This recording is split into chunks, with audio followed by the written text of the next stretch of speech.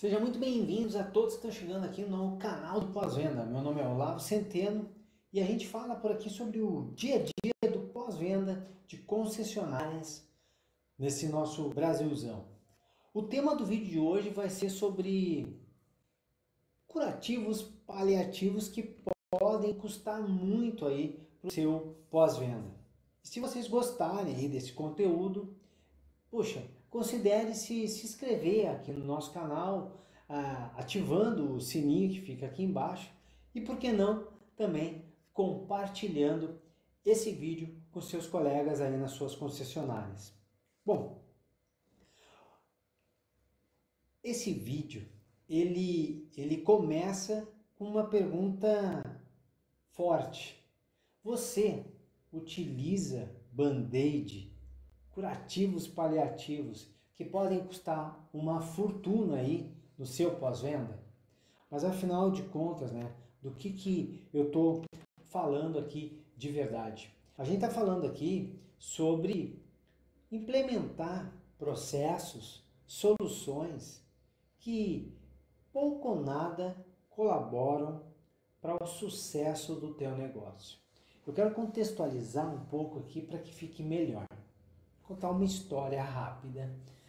Na minha família, meu filho sempre vem com um machucado no dedo, um arranhão no joelho, por conta dos treinos que ele tem feito sucessivamente em relação à nova paixão da vida dele, o parkour. E toda vez que um incidente acontece, ele acaba aparecendo aqui e pedindo um curativo. Um curativo nada mais é do que um tapa, um paninho ali no arranhão, no machucado, um band-aid colado, um carinho, um afago no cabelo, palavras que incentivam ele a continuar, e aí, logo após esse super atendimento, ele acaba indo embora e esquece do que aconteceu. Pouco tempo depois, ele surge novamente com mais um arranhado, mais um machucado e mais um band-aid a ser solicitado. E é por isso que aqui em casa a gente sempre tem uma caixinha com band-aids para dar essas tratativas para ele. A verdade é que, claro, pensando nesse menino de 10 anos que está construindo ainda muito do seu caráter, está construindo muito do que ele será como pessoa e como profissional, esses erros e acertos, esses tombos, esses machucados, eles vão colaborar para o aprendizado dele. Vai fazer com que ele se torne alguém mais forte e vai fazer com que ele aprenda através da própria dor. Isso custa, sim, muito para ele, mas serve. A questão é que essa mesma temática não pode ser utilizada no nosso pós-venda. Nós não podemos estar o tempo inteiro usando de curativos paliativos, usando de band-aids. Por isso é que eu volto a essa questão. Será que aí no teu pós-venda não tem uma quantidade enorme de pseudo-arranhões que estão sendo curados com esses band-aids paliativos? Será que não é isso que está acontecendo aí, fazendo com que esses band-aids levem uma falsa sensação de que tudo está melhor? Olha, com a minha experiência, pelo que eu tenho conversado com o pessoal, há uma grande chance de sim ser isso que está sendo utilizado aí no teu pós-venda. E sabe qual é o problema disso? É que normalmente esses band-aids, esses curativos paliativos, custam barato, são fáceis de aplicar, mas eles caem logo após a aplicação. Agora, trazendo para o nosso dia a dia, vamos pegar um exemplo, vou construir um exemplo aqui para a gente ver um curativo paliativo sendo aplicado. Vamos imaginar, só como exemplo, que a gente deseja aumentar aí em 15% as vendas de serviços agregados via oferta direta do nosso consultor de serviço lá na abertura de ordem de serviço. Olha só, nós olhamos para os números que nós tínhamos até então, eles estão baixos, imaginando que a gente queria 100 e estamos conseguindo 60, tem um gap de 40 e a gente quer mudar isso, então a gente quer melhorar. Definimos que a gente quer melhorar isso em 15%. Então, ao olhar para esses números, a gente decide pelas contas que fez lá, que esses 15% tendo de melhoria nas ofertas e conversão em vendas de serviços agregados ali mesmo antes da abertura da ordem de serviço, isso pode gerar, tem o poder de gerar R$ 25.000 a mais de serviços no nosso pós-venda. Isso tudo está dentro do nosso exemplo aqui. Uma vez visto isso, diretoria, gerência, liderança, todo mundo reunido, decide que a melhor maneira para atingir esses resultados esperados é começar a fazer melhores, entre aspas, checklists e inspeções multipontos ali mesmo na recepção técnica. Então, olha só, a gente já sabe agora que tem um objetivo, 15% a mais, e que a melhor maneira de fazer isso é melhorando aquilo que já é feito todo dia. Através aí da cadeia hierárquica, tudo é transmitido, essa mensagem toda ela é transmitida para os colaboradores. É transmitida essa mensagem de que melhores resultados são esperados e que o plano a seguir é simplesmente fazer melhor. Faça melhor aquilo que está preconizado. Uma vez que isso foi acordado, todo mundo concorda, aqui no nosso exemplo, e sai correndo implementando. E agora, na cadeia hierárquica, para cima, para baixo e para os lados, todo mundo já sabe que nós queremos melhorar em 15% aí a nossa taxa de conversão de serviços agregados antes da abertura de ordem de serviço e que isso dá um potencial de R$ 25.000 a mais. Foi passado para todo mundo.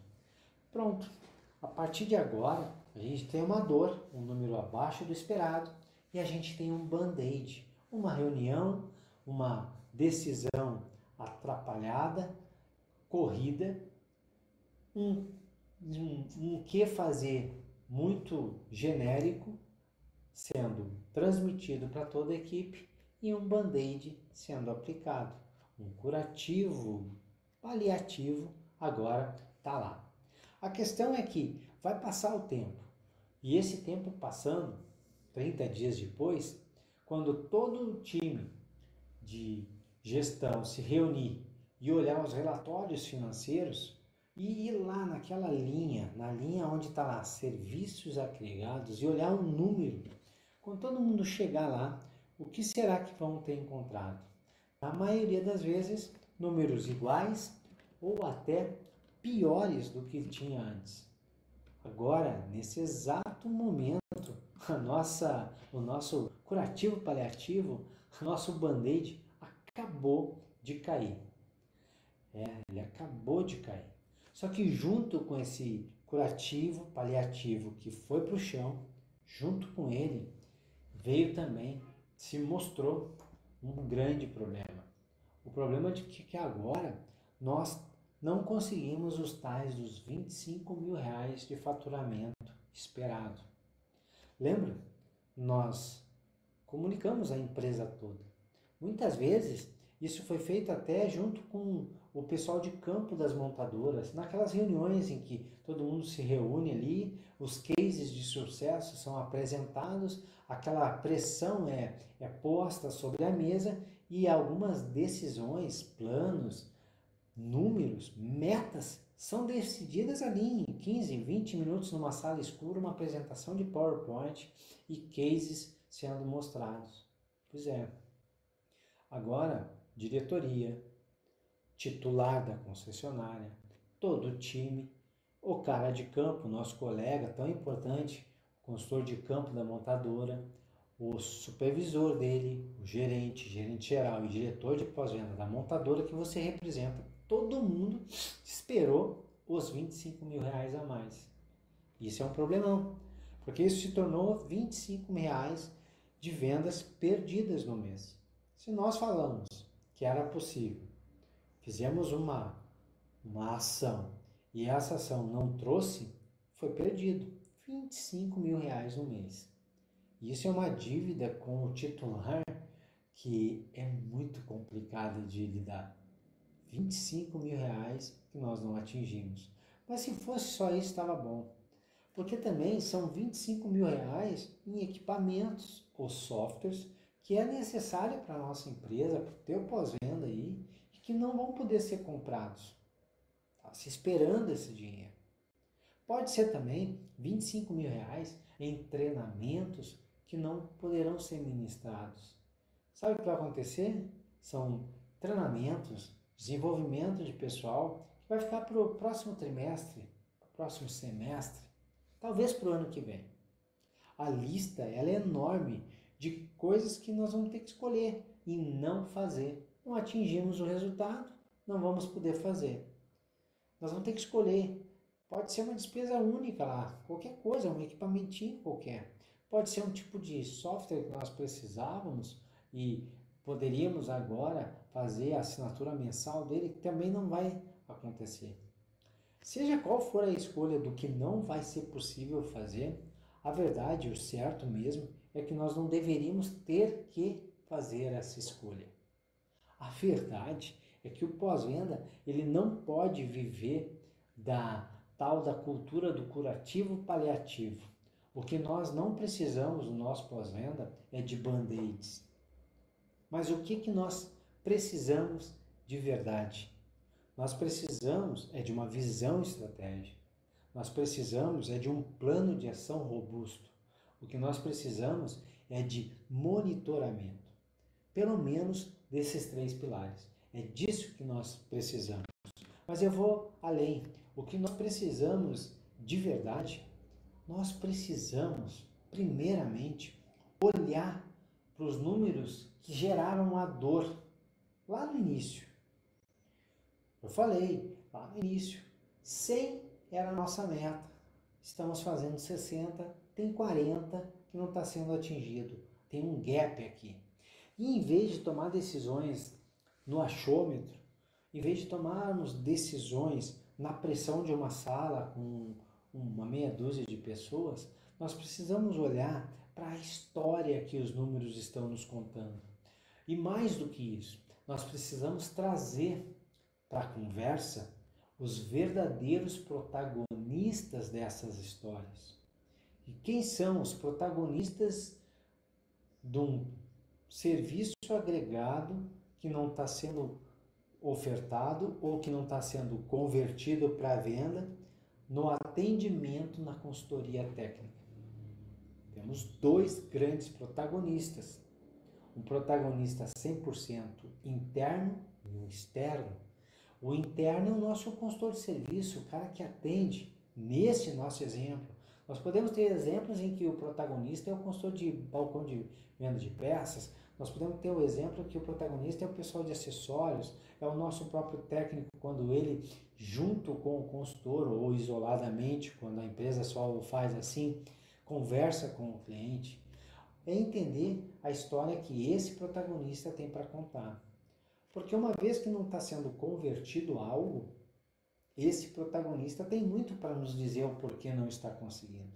E nós temos o nosso protagonista externo, o cliente, ele tem uma história para contar. Ele tem os nãos dele por algum motivo. Quando nós escutamos essas histórias, e aí sim entendemos o melhor o porquê desse gap, aí nós temos uma visão mais clara do que está acontecendo. Mais uma vez, é fundamental trazer para a conversa aquele que faz acontecer ou aquele que não está sendo profissional, competente o suficiente para fazer acontecer. E sem mimimi e sem ficar chateado com o tal do competente ou profissional. Nós somos assim, tem horas que desconhecemos como fazer alguma coisa. Pode ser falta de conhecimento dos serviços a serem ofertados. Pode ser falta de uma técnica de construir argumentos que convençam o cliente.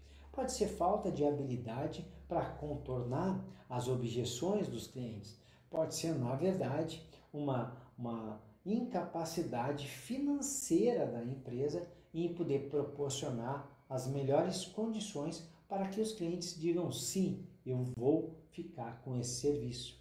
Por isso que é importante trazer esses protagonistas para a nossa reunião e tentar entender as histórias que cada um está nos contando.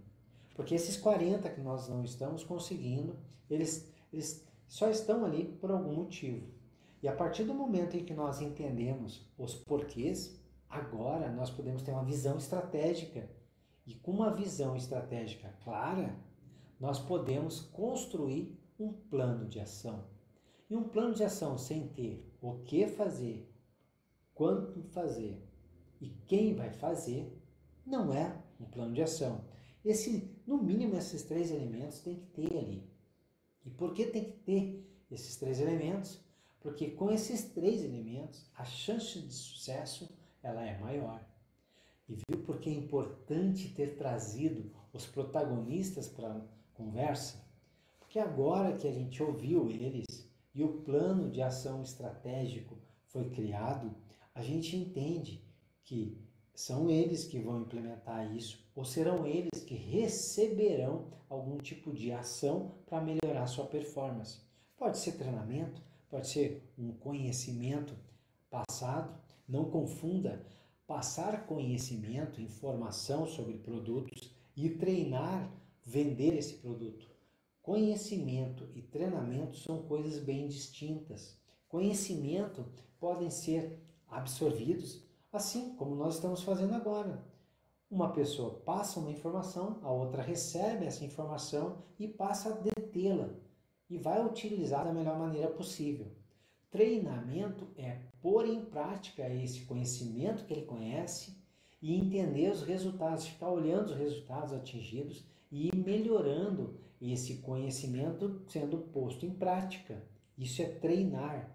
Você pode ensinar um técnico que nunca, um aprendiz de técnico que nunca tirou uma roda, que a gente solta as porcas dos parafusos girando para o lado esquerdo, cada uma, que existe uma força a ser aplicada, que toda vez que é retirada a quantidade correta de porcas, seja quantas forem em cada veículo, a roda mais o pneu estarão livres e aí a gente pode tirá-lo, retirá-lo do veículo.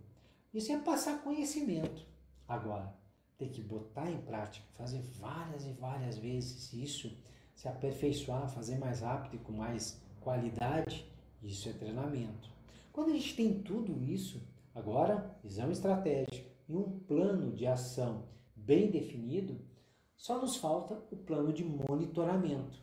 Porque de nada adianta também termos a história bem contada, interpretarmos isso, trazermos os verdadeiros protagonistas dessa história para conversar, definir um bom plano e só ir olhar para os resultados lá no futuro, seja quando for esse futuro. Você pode ter definido uma mudança para daqui a 1 mês, 3 meses, 6 meses, 1 ano, tanto faz. O que não dá é para ir olhar os resultados lá. Nós precisamos ir acompanhando isso. Por quê? Porque a mágica vai acontecer. Os números que nós vamos colhendo no tempo, imaginando que a gente está planejando esses 15% a mais em vendas, através de um trabalho que será realizado em 90 dias, 3 meses, a gente pode ir monitorando semanalmente. E esse semanalmente pode nos indicar se nós estamos indo no caminho certo, se nós estamos à frente ou se estamos abaixo do esperado.